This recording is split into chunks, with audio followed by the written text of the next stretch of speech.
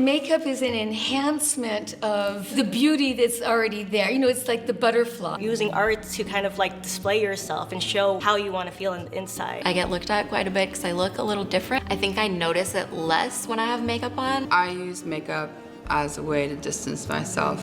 Everyone is subconsciously trying to make everyone else think higher of themselves. Do you feel like makeup makes you feel skinny? It makes me feel the way I think skinny people feel, which is confident.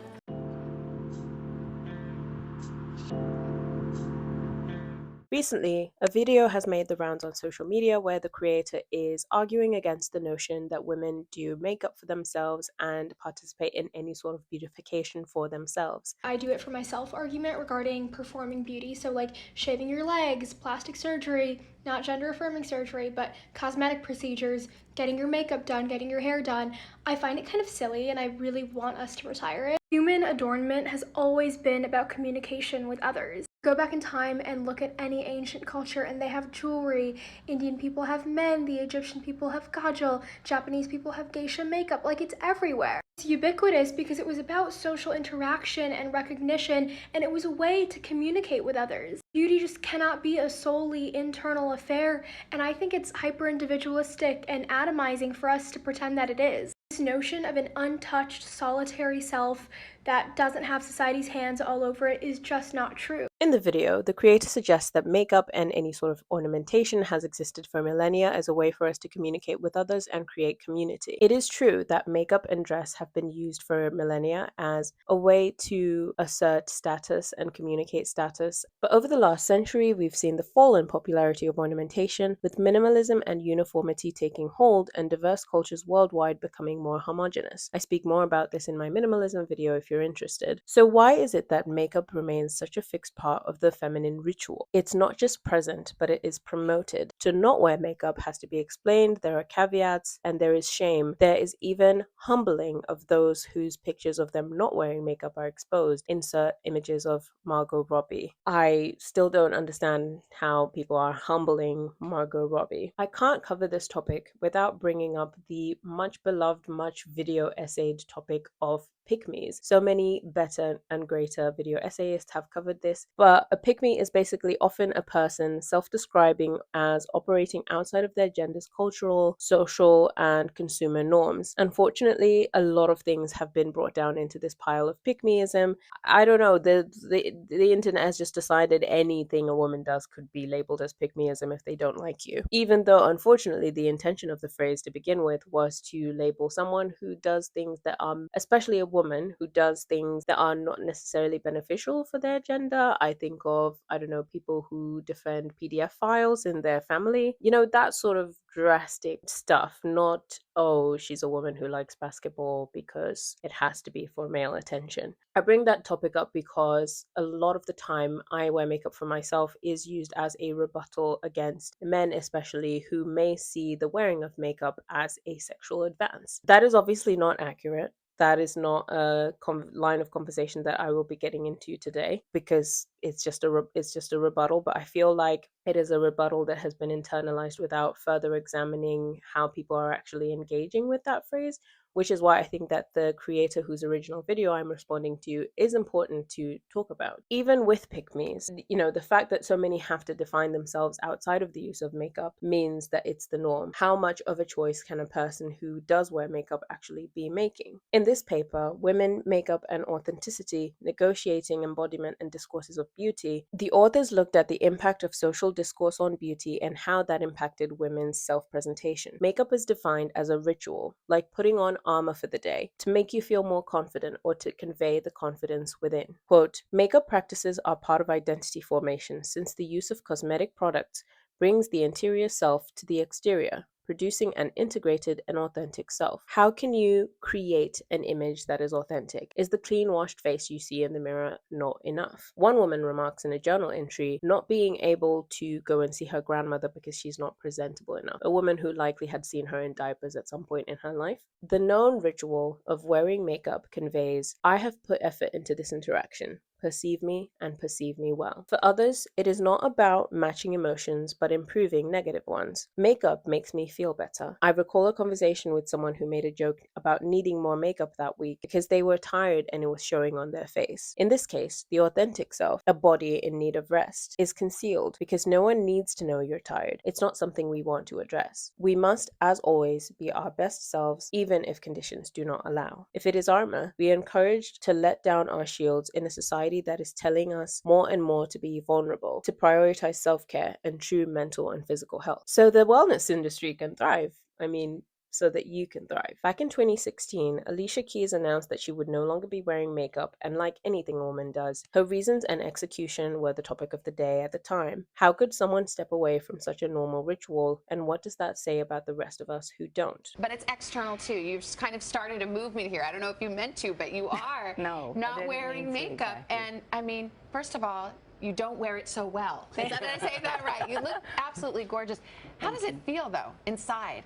Really empowering, actually, really freeing. And, you know, I think the thing is, it kind of came from because we put so many limitations on ourselves. I think we put limitations on each other. Society puts limitations on us. And in a lot of ways, I'm sick of it. And it'd be so amazing just embrace each other, how we are. Just be who you are. By the way, you're not anti-makeup. You don't begrudge other people wearing makeup. I love makeup. I love my lip gloss. I love my blush. I love my eyeliner. It's like not about that. At the same time, I don't want to feel beholden. And have a great time and do what makes you feel good as opposed to trying to please every damn body. Alicia has since gone back to wearing makeup and even launched her own makeup line, but it was clear at the time that her doing this didn't really stir the pot that much. If anything, to some, it was a beautiful woman setting a new standard that you should look just as dewy and glowy without cosmetics. But of course, skincare still counts. And also the privilege of being a fairer-skinned woman who already embodies the beauty standard. Contrast this with when, some years ago, Keke Palmer, a dark-skinned black woman, decided to go makeupless on social media and received an onslaught of criticism because in contrast to Keys, Palmer had severe acne caused by a medical condition, PCOS. She used the opportunity to highlight PCOS, and it was the first time that probably many people would have seen a high-profile celebrity speak on the condition. PCOS affects 5 to 13% of women, with many going undiagnosed because painful periods have been so normalized in medicine. Keke Palmer had the perfect response to online trolls who called her ugly when she dared to step out without any makeup. She tweeted, "Makeup isn't real. I'm beautiful in real life because of who I am, not what I look like." And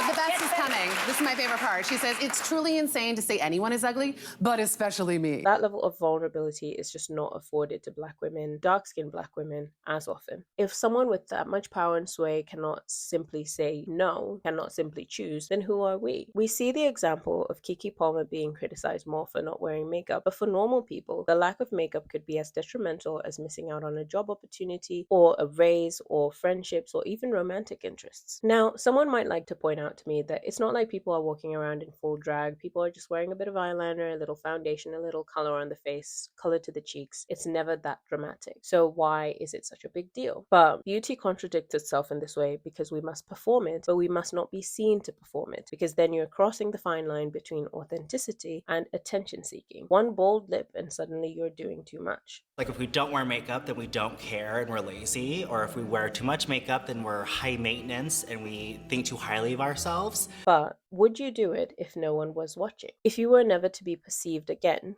would you wear makeup? For an answer to this, I think back to one of my recent reads, I Who Have Never Known Men. This is a dystopian fiction novel following a girl and 39 other women locked in an underground bunker with no knowledge of why they are there and how they got there. They have very fleeting memories of the past. The only men they interact with are guards who are imprisoning them. The girl is young and has no other memories. She doesn't even have a name. Spoiler alert, they eventually escape into a barren land. They meet no one else and they have reason to believe that they are the sole survivors of whatever fate has befallen them. In this new world, there are no beauty standards, implied to not exist because of the absence of men. Thus, the concept of beauty fails to hold any meaning to the narrator, even when told that she would have been considered beautiful in the society the women used to be part of. The first time the narrator has access to a mirror, she is much older and cannot understand if what she sees in her physical appearance represents beauty. Instead, and more notably, she finds appreciation in recognizing her human face and her smile. But for the women in the story who had memories of the past, one says, to be loved by others, you had to be beautiful. But in this story, where there is no beauty, where there are no tools to perform beauty, the nameless main character is loved and loves and takes care of those around her, even in a barren wasteland where there is constant struggle for survival. Presentation and beautification is an unspoken part of the social contract. You have to be presentable and attractive in some way to be taken seriously. And with all that discourse in mind, it's hard to come away with the conclusion that you do it solely for yourself. There is at least a small part of us, whether we work against it or not, where we feel like we owe it to the ones around us to be beautiful. We are social creatures, and it's always important to examine our influences. Who is leading the conversation? At present, it seems like brands built on creating insecurities are leading the way. Add social media as a fuel to the fire, and children talking about words like looks maxing. It is in brands' best interest to tell you that it's your choice, to sell you your expression, your freedom, your confidence. Quote, consumers actively seek authenticity to find meaning in their lives and in line with associated personal goals. But what other goals can they sell you beyond self-gratification, beyond overconsumption? I mentioned earlier in the video that ornamentation in the past was a way of creating community. One might point to the literal YouTube beauty community, which for one reason or the other died a sudden death, but was at one point in time a real mainstay online. So many have covered the drama of the fallouts, but I think before then, the main appeal was watching these online friend groups formed around a fun, cute hobby. This was all maybe a guise to sell makeup products, but it also sold the idea of an affluent community of people. Friendships which honestly a lot of people don't really have anymore. The amount of articles this year covering the loneliness epidemic and the many companies profiting off our generation's inability to make friendships in real life